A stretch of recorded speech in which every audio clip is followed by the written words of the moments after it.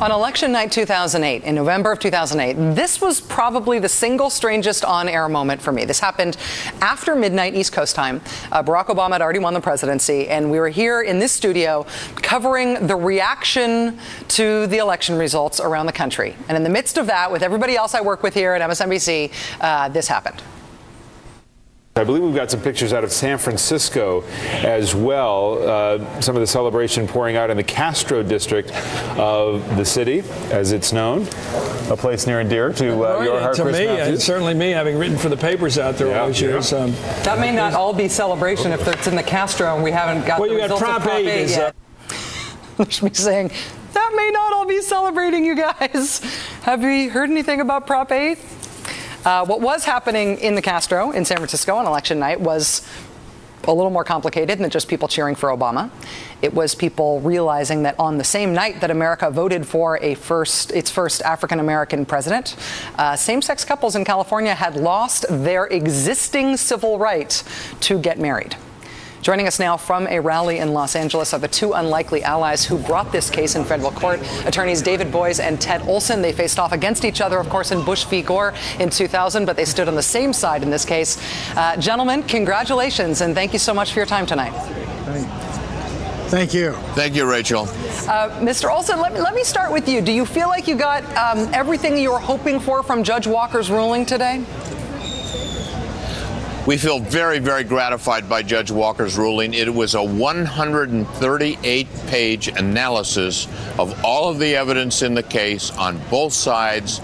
It thoroughly dismantled the evidence presented by the other side. It analyzed all of the legal issues, the pros and cons from every conceivable standpoint, and came out on the side of the gay and lesbian couples that we represented in every respect. We're very, very grateful.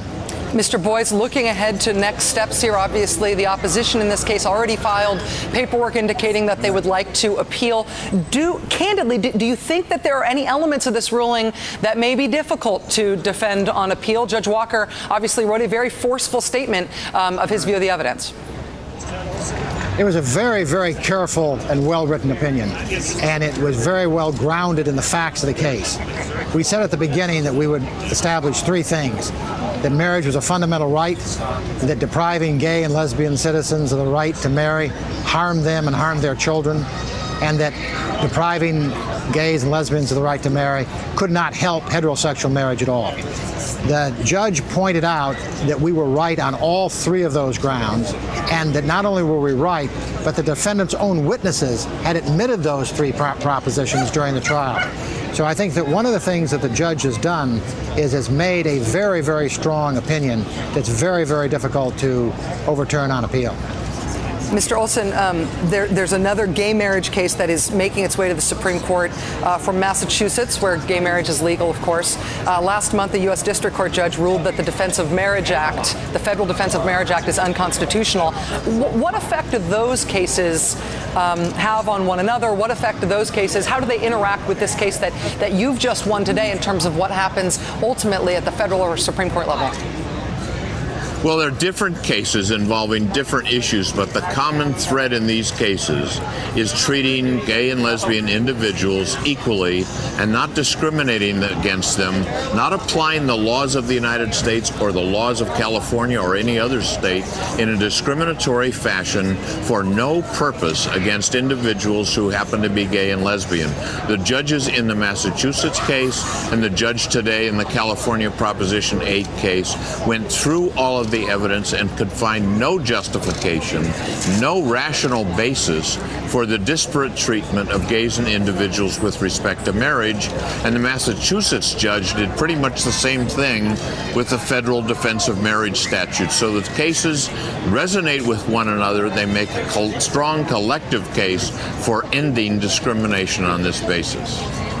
One of the things that is remarkable about this case is the fact that the two of you are arguing it together, obviously coming from very different places in terms of your own affiliations with Democratic and Republican parties, your own political views, but you come together on this issue.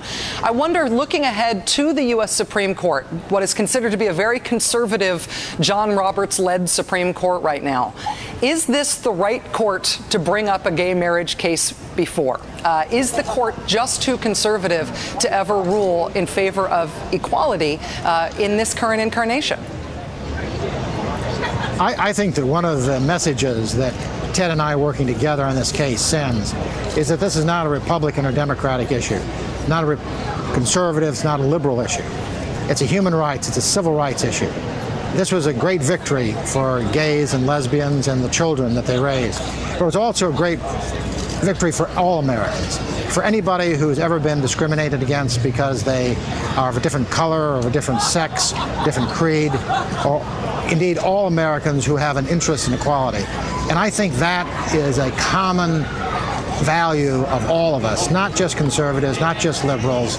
And I would hope that the Supreme Court, like everybody, would rejoice in this kind of advancement of constitutional and civil rights. I agree with David. We've got to stop thinking about equality in terms of conservative or liberal.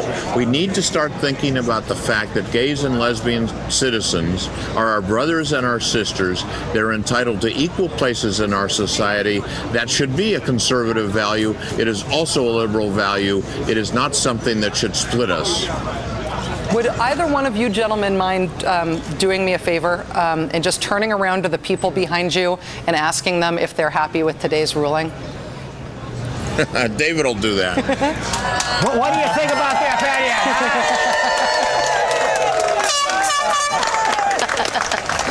All right, I think that's a fairly good, cross-reference there. Good sample there of the population.